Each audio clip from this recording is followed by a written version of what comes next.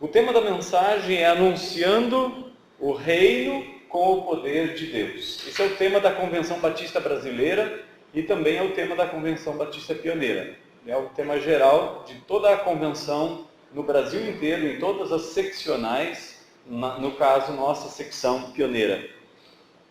Diz assim o texto de Lucas 9, verso 1 a 6. Reunindo os 12, Jesus lhes deu poder e autoridade sobre todos os demônios e poder para curar doenças. E os enviou a pregar o reino de Deus e a realizar curas, dizendo-lhes: não leveis nada para a viagem, nem bordão, nem bolsa de viagem, nem pão, nem dinheiro, nem leveis 2 túnicas. Em qualquer casa em que entrardes, nela ficai até partirdes do lugar. Mas onde quer que não vos receberem, ao sair da cidade sacudi o pó dos pés, em testemunho contra eles. Então os discípulos saíram e percorreram os povoados, anunciando o evangelho e curando por toda parte. Mateus, no capítulo 10, ele também relata, todo o capítulo 10, ele relata o mesmo evento. E Marcos também. Marcos, no capítulo 6, a partir do versículo 7, se não me engano, ele fala o mesmo texto, versículo 7 a 13 de Marcos. Então ele conclui o texto do versículo 13 dizendo: expulsavam muitos demônios, ungiam muitos doentes com óleo e os curavam. Amém? Vamos orar. Papai, nós te agradecemos porque o Senhor, com misericórdia e graça, com a autoridade que o Senhor deu a Jesus, o Senhor nos envia também hoje. Assim como o Senhor Jesus enviou os seus discípulos, ele disse: assim como o Pai me enviou, eu também vos envio. Hoje, esta realidade está aqui em Sertão, na nossa região do Alto Uruguai. Pai, nós oramos pelo revestimento do Teu poder sobre a Tua igreja, pela autoridade de Jesus para libertar pessoas da dominação do mal. Pai, nós oramos pelo revestimento da Tua igreja, em nome de Jesus, que nós possamos ver isso acontecendo em nossa geração. E assim como Abacuque orou, nós oramos também: faz de novo em nossos dias, como o Senhor fez no passado. Ó Deus, nós queremos viver a nossa geração na Tua presença, como o autor aos Atos, do livro dos Atos, nos diz que Davi foi fiel na sua geração. Nós queremos ser fiéis ao Senhor na nossa geração. Ó Deus, em nome de Jesus. Amém. Amém. Jesus concedeu poder pela manifestação do Espírito Santo. Quando a gente lê Atos 1, verso 8, Lucas, que é o texto base para nós, no capítulo 24, ele diz para os seus discípulos: olha, não saiam de Jerusalém até que vocês recebam a promessa de meu Pai, que eu falei para vocês. E então eles ficaram em Jerusalém mais 10 dias jejuando e orando.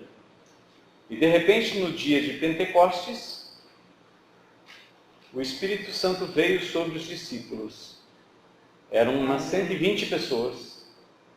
E agora não eram mais os 12 que nós vimos nesse texto, mas era 120. 10 discípulos para cada um daqueles 12 estavam reunidos ali. E eles anunciaram o Evangelho também naquela ocasião. Mas o texto aqui, ele é específico sobre a questão do tema. E por isso eu escolhi esse texto, porque ele fala tanto da autoridade quanto do poder. O tema da mensagem é anunciando o reino. Quando nós falamos de reino, nós estamos falando de autoridade. Para ter um reino, precisa ter um rei e um povo.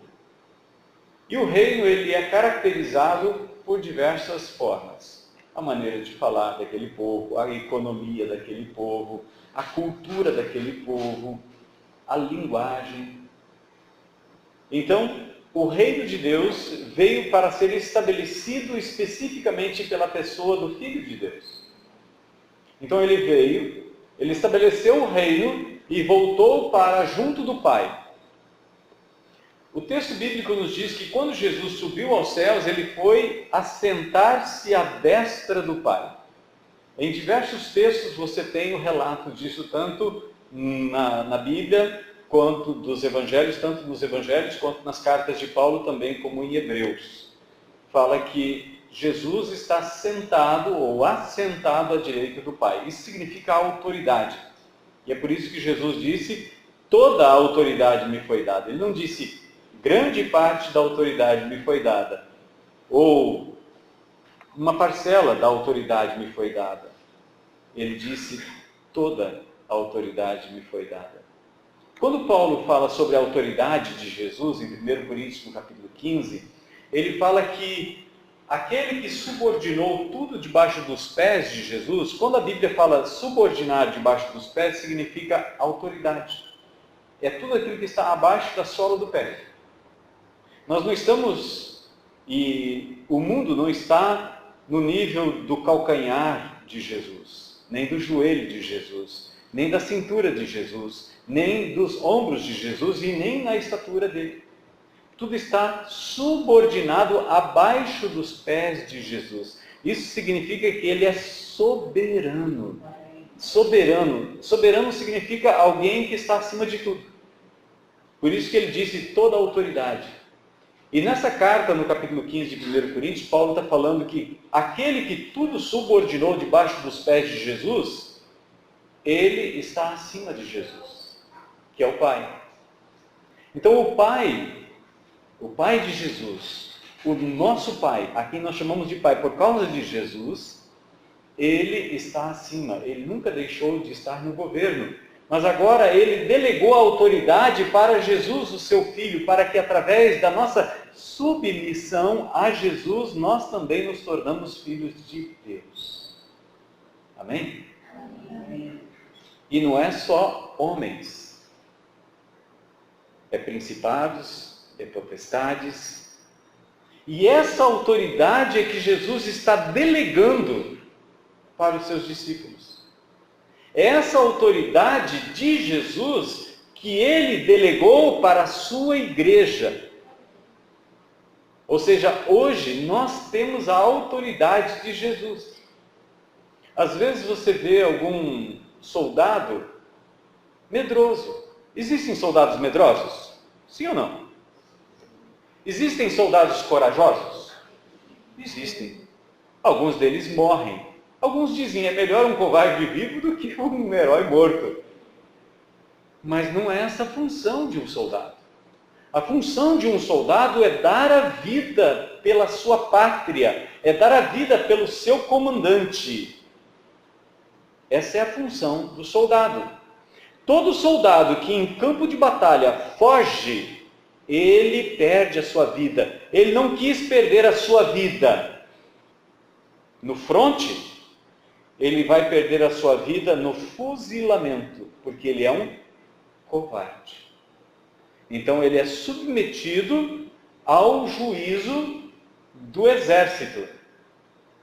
E então, pela autoridade outorgada pelo governo ao exército, ele morre. Então a gente precisa saber onde a gente vai morrer. Ou morre como herói, ou morre como covarde. Deus não nos deu espíritos de covardia. Segundo Timóteo, capítulo 1, no versículo 7, Paulo diz, Deus não nos deu um espírito de covardia. Então nós não precisamos ter medo. Antes, o verdadeiro amor lança fora todo medo, João nos diz. Aqueles discípulos que estavam com medo, porque Jesus havia sido preso, Jesus havia sido torturado, Jesus havia sido pregado na cruz, Jesus havia morrido e sepultado. Aqueles discípulos estavam com medo. E João, no capítulo 20, nos diz que eles estavam não somente com medo, como eles estavam escondidos. Aí, de repente, Jesus vem e se coloca no meio deles. E diz, paz seja convosco. Quando a gente está com medo, a gente não tem paz. E João nos diz que Jesus soprou sobre eles o Espírito Santo e disse: recebei o Espírito Santo. Assim como o Pai me enviou, eu também vos envio. Se de alguns perdoardes os pecados, serão perdoados. Se lhos retiverdes, serão retidos. Isso é a autoridade.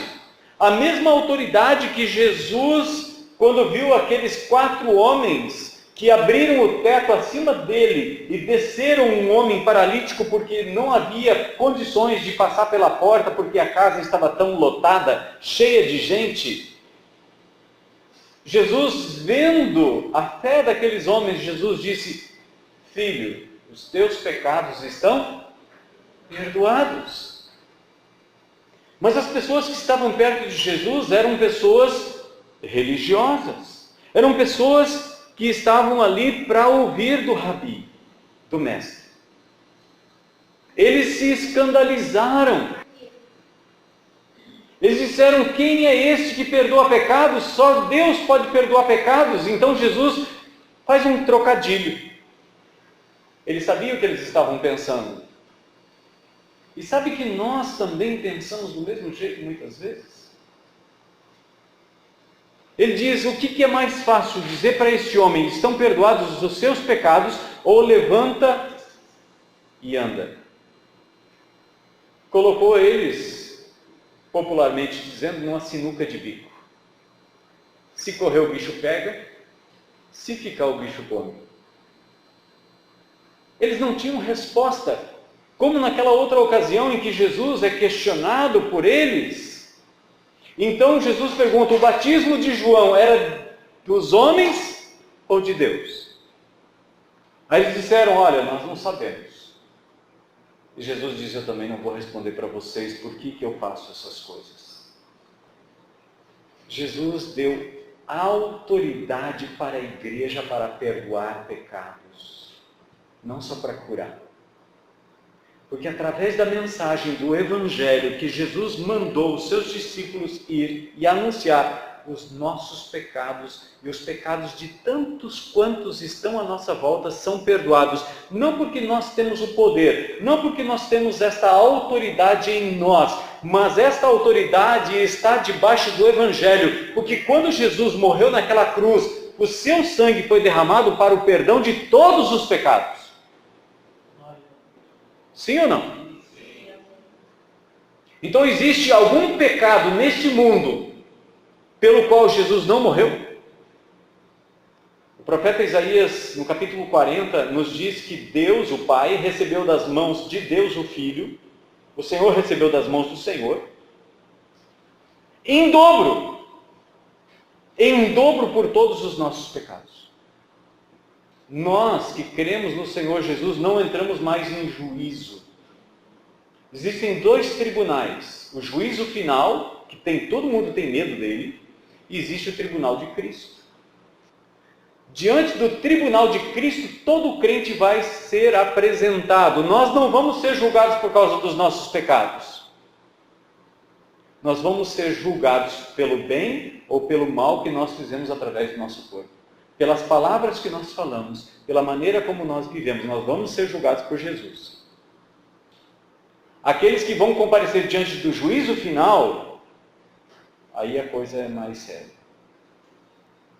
Paulo fala isso em 1 Coríntios capítulo 3, ele fala que, como prudente construtor, ele lançou o alicerce. Agora cada um de nós tem que ver como constrói a sua vida com Cristo. Como é que é a minha vida com Cristo? É uma vida de fé? Ou é uma vida meia boca? Deus quer que todos nós cresçamos. Irmãos, imagina se você tivesse 2 filhos, só 2 filhos. Eu não vou colocar 5, porque é bastante. Mas você tivesse 2 filhos. Um desses filhos, seu, é dedicado, querido, amável, esforçado.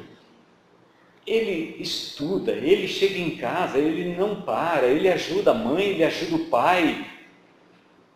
é responsável em todas as áreas. Outro não. Outro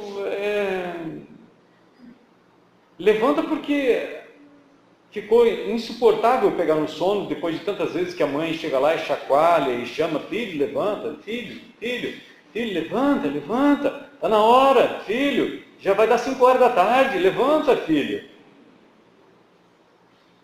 Será que o pai ama menos aquele filho do que o outro? Não. Nada que nós fazemos vai fazer Deus amar mais a gente. E nada que nós fazemos vai fazer Deus amar menos a gente. Mas existe uma diferença, não existe? Qual filho que vai alegrar o coração do papai e da mamãe? Estão entendendo a diferença? Existe diferença, sim. Haverá uma recompensa. Jesus diz, Ele está dizendo, não sou eu. No último capítulo da Bíblia, você deve sublinhar aquele texto, circular, porque isso vai acontecer. Ele diz: eis que venho sem demora. Nas minhas mãos está a recompensa para dar a cada um conforme as suas obras. Às vezes as pessoas falam assim: puxa, pastor, mas eu aceitei a Jesus, eu estou na igreja, eu estou fiel, sou dizimista, ofertante, adotei missionários, estou orando por eles, estou mandando carta para ele, eu estou ofertando, eu estou auxiliando, apoiando. E aí de repente o cara, a última hora lá, ele crê no Senhor Jesus, depois de um acidente, vem um pastor lá e fala de Jesus para ele, ele se arrepende, ele crê e ele morre. Ele vai para o céu também. Irmãos, o céu não é recompensa. É que a gente está vendo errado. A gente está olhando para o céu como uma recompensa. O céu não é recompensa. O céu é nossa herança. O céu é nossa herança. E lá tem a recompensa. Na herança você vai receber a recompensa. Amém? Eu anseio por isso. O céu eu já tenho certeza. O céu eu já tenho certeza, porque não depende de mim. A salvação minha não depende de mim, não depende de quanto eu sou bom. Ela foi conquistada por Jesus, gente. Ela foi dada a mim gratuitamente. Agora eu posso pegar essa graça de Deus e jogar fora. Paulo fala isso e ele está preocupado com os irmãos em Corinto, na segunda carta, no capítulo 6, no verso 1 e 2, ele diz: olha, cuidado para que vocês não recebam a graça de Deus em vão. Na carta ou no livro aos Hebreus, no capítulo 12, ele diz: cuidado para que ninguém se afaste da graça de Deus. Como é que eu tenho recebido a graça de Deus? E é isso que Jesus fala para os seus discípulos, ele dá autoridade, ele dá poder para que eles, indo, anunciassem o reino. Existe um reino, sim. Existe uma contabilidade do rei? Existe. E sabe o que o rei disse para a gente dizer para as pessoas? Aquela dívida toda que você tinha contra Deus. Aquela dívida que era contra vocês. Os pecados de vocês foram cravados na cruz. Na cruz do Calvário. Colossenses, no capítulo 2, nos diz que o escrito de dívida que era contra nós foi cravado na cruz. Pelo seu sangue nós temos a remissão dos nossos pecados. Mas assim como aconteceu com os discípulos, também acontece conosco. Nem todos receberam os discípulos.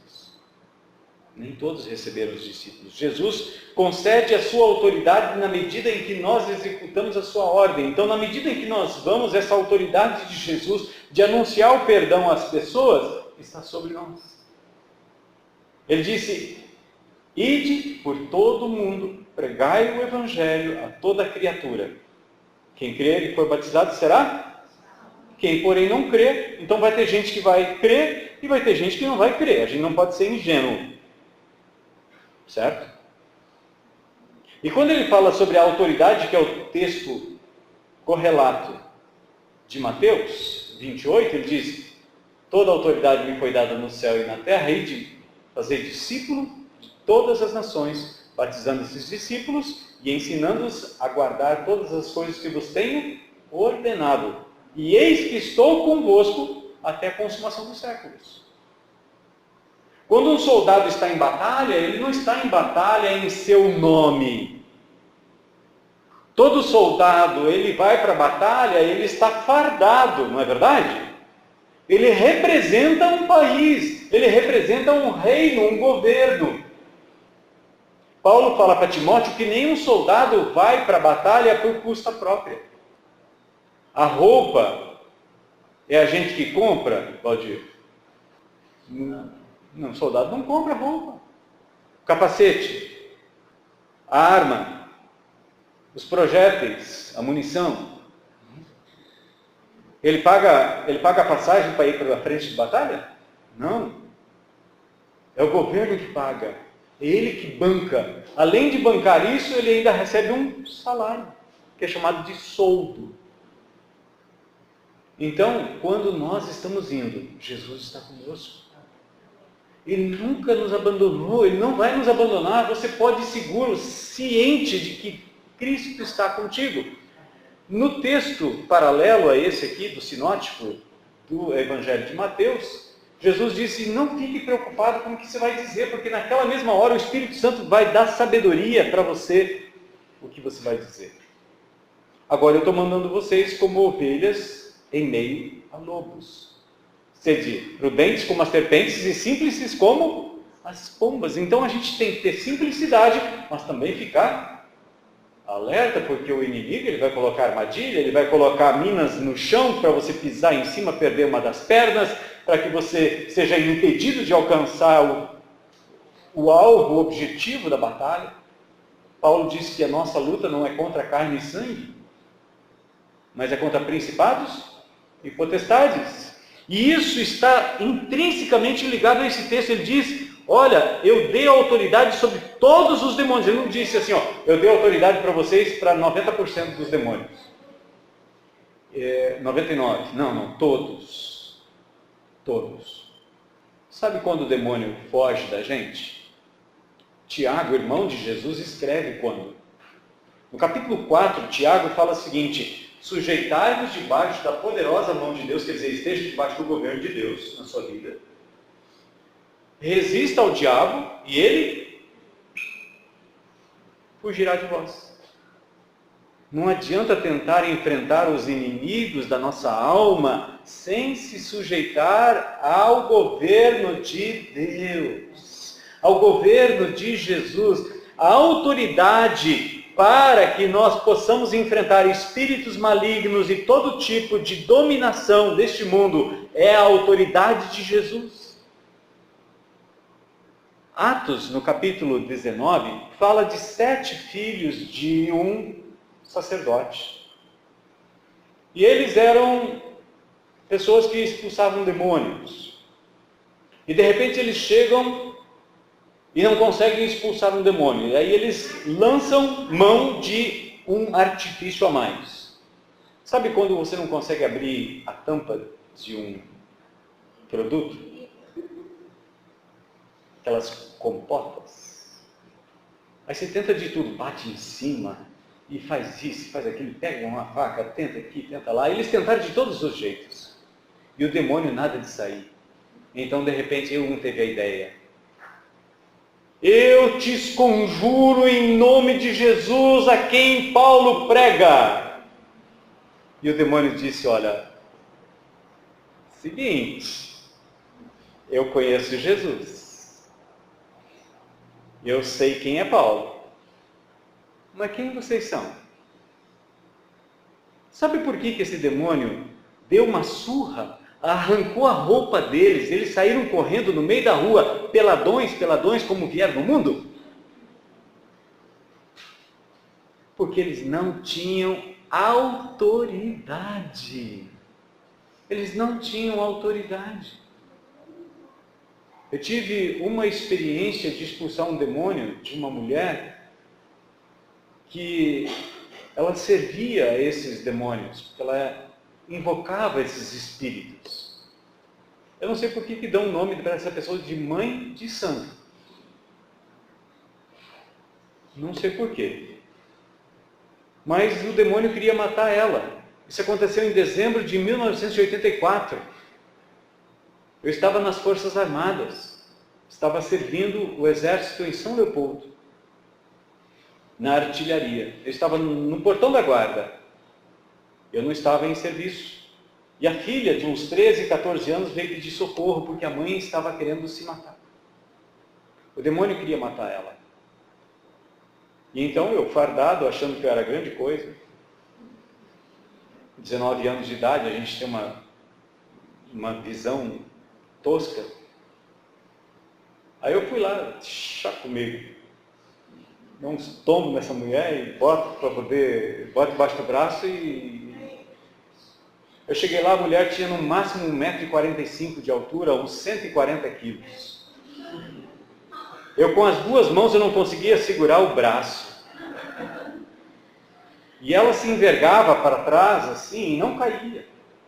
Ela urrava e quando vinha os carros de Sapucaia do Sul passando por entre a mata de eucalipto que era dos padres, eu ia no meio da rodovia, pedia para eles parar, porque a única coisa que eu podia fazer, evitar que o carro batesse na mulher.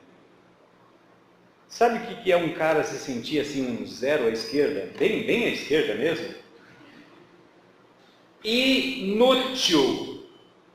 Inútil. Naquela hora eu me lembrei do que meu pai tinha vivido em 2 ocasiões, com 2 irmãos deles que haviam ficado endemoniados. Uma força descomunal. Você não segura um endemoniado. E meu pai, em nome de Jesus, controlou eles. Eu lembrei disso naquela hora. Eu olhei para a minha vida espiritual, a vida com Deus, e eu disse, Senhor, tem misericórdia de mim. Naquele ano, já era dezembro, eu tinha ido uma vez no culto. Mas eu orei naquela hora, eu falei, Pai, em nome de Jesus, liberta essa mulher. Eu não tive que fazer 2 vezes a mesma oração. A libertação foi imediata, instantânea. A gente não tem que ficar discutindo com o capeta. E nem entrevistando o capeta. Ele é mentiroso. Ele é o pai da mentira. A gente foi chamado, como esses discípulos foram chamados, eles foram comissionados por Jesus para libertar as pessoas do domínio das trevas. Agora, nós não podemos ser ingênuos. Não é somente os espíritos malignos que nos podem fazer mal. Existem pessoas que também rejeitam. E às vezes até podem nos atacar. Nós não devemos imaginar que aquelas pessoas estão nos atacando. Jesus não levou a afronta. Mesmo do alto da cruz, ele disse, Pai, perdoa-lhes. Não sabem o que fazem. Nós estamos aqui para estabelecer um reino. E nem todo mundo sabe disso. Nem todo mundo entende isso. Elas estão presas, as pessoas estão presas pelos espíritos imundos, a vícios, a um número incontável de atitudes que está diluindo o caráter, a moral da pessoa, da família, levando a pessoa a fazer coisas que normalmente ela não faria. É controle do inimigo na vida das pessoas. E alguns desses demônios trazem até mesmo doenças. Nem todas as doenças são de fundo biológico. Muitas doenças são espirituais. Os demônios trazem doenças também. Quando você estuda o Antigo Testamento, você vai ver, numa ocasião, um anjo matou 185 mil soldados numa noite. O historiador grego Heródoto registra esse fato. Eles morreram de uma doença? Não. Peste bubônica. Numa noite, morreu 185 mil soldados. É pouco? Com doença. Quer mais um exemplo da Bíblia? Atos capítulo 12. Herodes, que humilhou Jesus, colocou sobre ele uma capa, ele vai para a cidade de Tiro, e lá eles começam a bajular ele. Diz: isso não é voz de homem, isso é a voz de um Deus. E aí ele estufou o peito, ele pegou a glória para ele, e não deu glórias a Deus. E ele sabia, ele viu Jesus pessoalmente. Ele conversava com João, que foi decapitado por causa de uma bebedeira dele e de uma insanidade dele. A Bíblia nos conta que naquela mesma hora um anjo do Senhor feriu ele e ele morreu comido de bicho. Quando Jesus chega numa sinagoga, ele encontra uma mulher que 18 anos ela andava corcunda. E Jesus liberta ela naquele dia, expulsando o demônio. E Jesus diz que Satanás trazia aquela mulher curvada há 18 anos. Nem toda doença é de fundo biológico. Muitas doenças são produzidas e provocadas por espíritos demoníacos. E o poder que Jesus deu para esses discípulos é o mesmo poder que está em Lucas capítulo 4, lá no versículo 14, nos diz assim as Escrituras: no poder do Espírito, Jesus voltou para a Galileia e sua fama se espalhou por toda a região. Ele ensinava nas sinagogas e era elogiado por todos. E então no versículo 18 ele chega na sinagoga, ele lê a Bíblia e diz: o Espírito do Senhor está sobre mim, porque me ungiu para anunciar boas novas, o Evangelho, aqui no capítulo 9, aos pobres, enviou-me para proclamar libertação aos presos e restauração da vista aos cegos, para pôr em liberdade os oprimidos, para proclamar o ano aceitável do Senhor. Libertar os que estão oprimidos pelas forças malignas. A mesma tarefa que Jesus efetuou. Ele disse: assim como o Pai me enviou, eu envio vocês. Então o poder para libertar as pessoas é o poder do Espírito Santo. Mas recebereis poder ao vir sobre vós o Espírito Santo. E a Bíblia nos diz que Pedro, capítulo 5 de Atos, tinha gente que colocava até gente na beira da rua, onde a sombra de Pedro pudesse ser projetada, para ser curadas. A Bíblia diz que Paulo, alguns pegavam até as roupas de Paulo e levavam na presença dessas roupas de Paulo, demônios saíam, pessoas eram curadas. É a autoridade de Jesus e o poder do Espírito Santo. Quando Jesus nos envia, Ele não nos envia sem poder ou sem autoridade. Mas para ter poder e autoridade, primeiro nós temos que estar subordinados, submissos ao Pai. E em segundo lugar, cheios do Espírito Santo. Então vamos nos encher do Espírito Santo, cada dia mais. Nós vemos aqui nesse texto duas reações: a rejeição e a aceitação, versículos 4 e versículo 5. No versículo 5 nós vemos rejeição. Muitos rejeitam a Jesus. No versículo 4 nós vemos aceitação. Nós vemos que nesse lugar onde tem aceitação do Evangelho, aquele que é enviado por Jesus, ele tem sustento, ele tem abrigo, ele tem comunhão. E é o que nós estamos tendo aqui, comunhão. Eu não estou aqui por minhas custas, a igreja me sustenta. Isso é sustento. Eu não moro na minha casa, eu moro na casa da igreja do Senhor Jesus. Isso é apoio. Quando nós mandamos dinheiro para missões, nós estamos apoiando aquele missionário. Mas onde há rejeição, existe atrito. Se você estudar Mateus capítulo 10, você vai ver que tem problemas lá. filho entrega pai à morte. No Brasil isso não está acontecendo, mas vocês acham que isso não está acontecendo hoje?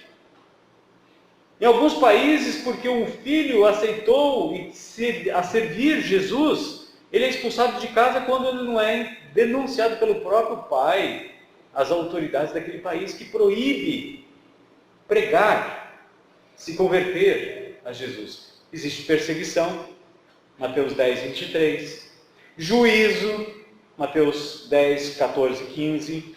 Mas isso só quando Jesus voltar.